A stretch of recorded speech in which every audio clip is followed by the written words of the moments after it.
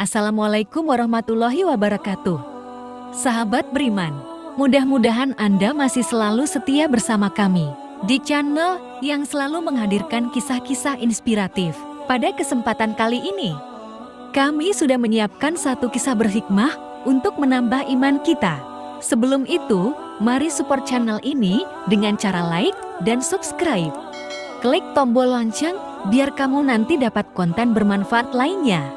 Abu Nawas suatu hari bersama temannya membahas suatu masalah yang mengatakan bahwa orang buta atau tunanetra tidak berdosa karena pintu masuknya dosa tertutup baginya. Alasannya karena matalah yang selalu melihat ke sana kemari yang dapat mendatangkan dosa. Akan tetapi Abu Nawas tidak menyetujui pendapat tersebut dan berniat akan membuktikannya. Keesokan harinya Abu Nawas berjalan-jalan dengan maksud untuk bertemu dengan orang buta. Dia ingin membuktikan pendapatnya bahwa orang buta pun dapat pula berbuat dosa. Abu Nawas juga menyiapkan pundi-pundi dan mengisinya dengan uang ringgit. Tidak beberapa lama berjalan, ia benar-benar menemukan seorang tunanetra. Abu Nawas memerhatikan gerak-gerik orang buta itu yang sedang berjalan dengan tongkatnya. Kemudian dia berpura-pura menjadi orang buta sambil membawa tongkat dan sengaja menabrak orang buta itu. Aduh! Sungguh malang nasibku sebagai orang buta, ditabrak oleh orang yang tidak memiliki rasa belas kasihan, ujar Abu Nawas. Abu Nawas memerhatikan gerak-gerik orang buta itu yang sedang berjalan dengan tongkatnya. Kemudian dia berpura-pura menjadi orang buta sambil membawa tongkat dan sengaja menabrak orang buta itu. Aduh, sungguh malang nasibku sebagai orang buta, ditabrak oleh orang yang tidak memiliki rasa belas kasihan, ujar Abu Nawas. Abu Nawas pun memegang tongkatnya. Begitu pula sebaliknya si buta juga meraba tongkat Abu Nawas untuk membuktikan bahwa mereka adalah sama orang buta. Kalau begitu, kita senasib, saudara. Bagaimana kalau kita mencari rezeki bersama-sama? Ajak Abu Nawas.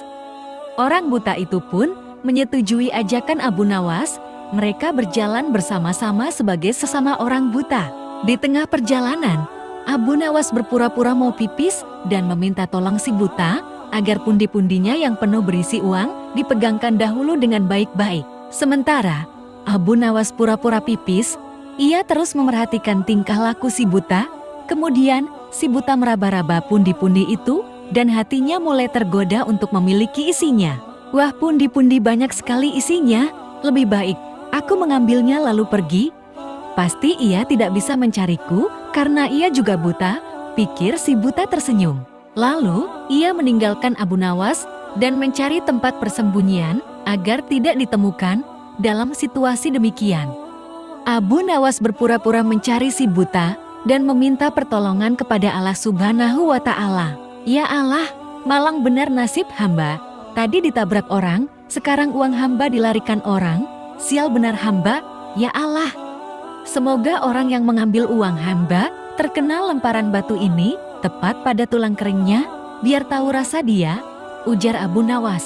Setelah itu, dengan jitu Abu Nawas melempari si buta dan persis kena tulang keringnya. Aduh, aku kena, gumam si buta meringis kesakitan. Hal ini membuat si buta kelabakan. Ia segera beranjak mencari lagi tempat persembunyian untuk menghindari Abu Nawas. Akan tetapi, Abu Nawas yang pura-pura buta mengikuti si buta kemanapun pergi.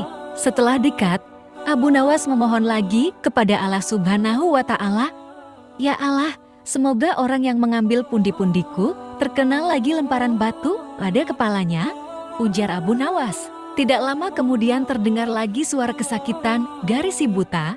Aduh, kena lagi, kepalaku jadi benjol, ucap si buta memegangi kepalanya yang benjol. Si buta pun panik dan heran, kok doanya terkabul lagi? Ah, itu hanya kebetulan. Kemudian dia menghindar lagi dan terus menghindar. Tetapi Abu Nawas tetap mengikutinya terus secara berturut-turut. Abu Nawas berdoa lagi sambil melakukan lemparan beruntun kepada si buta dan selalu tepat, yaitu tepat mengenai perut, dada, dan terakhir muka. Mengapa semua sasaran yang akan dilempar selalu tepat mengenaiku? Pikirnya lagi sampai berkerut keningnya. Si buta makin heran. Dia curiga tidak lama Kemudian barulah si buta menyadari bahwa temannya itu Abu Nawas mempermainkannya. Kalau begitu saudara tidak buta, saudara hanya mempermainkanku. Ambillah kembali pundi-pundimu ini, ujar si buta tersebut. Akhirnya si buta menyerahkan pundi-pundi itu kepada Abu Nawas dengan penuh kesedihan dan penyesalan terhadap nasibnya. Abu Nawas sendiri pulang sambil tersenyum kegelian. Ia puas karena dapat membuktikan bahwa orang buta dapat juga bisa berbuat dosa. Masya Allah, sebuah kisah yang semoga bisa menjadi ibroh bagi kita. Jangan lupa berikan komentar Anda dan juga subscribe agar Anda mendapatkan kisah-kisah berikutnya. Sampai jumpa, wassalamualaikum warahmatullahi wabarakatuh.